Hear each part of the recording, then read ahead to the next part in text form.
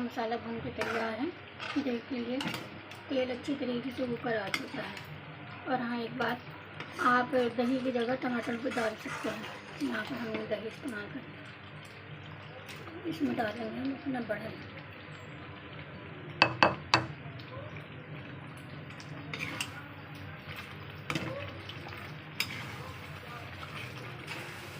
थोड़ा सा चलाइएगा।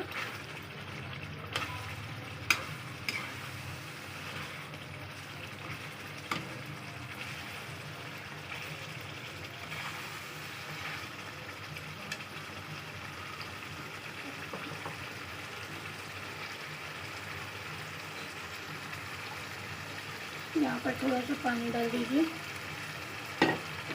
और फिर 10-15 मिनट के लिए कम से कम, तब तक ये गले ना तब तक आप इसे सिम पे छोड़ दीजिए कम से कम 10 मिनट के लिए।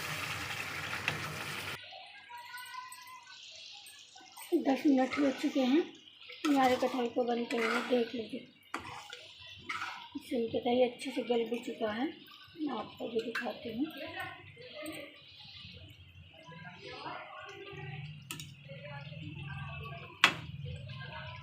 गल चुका है अच्छे से।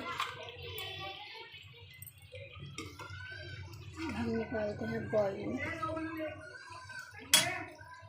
ये हमारा कटहल बन के तैयार है। देख लीजिए कैसा बना है। ऊपर से डालिएगा हरी मिर्च गार्निश के लिए।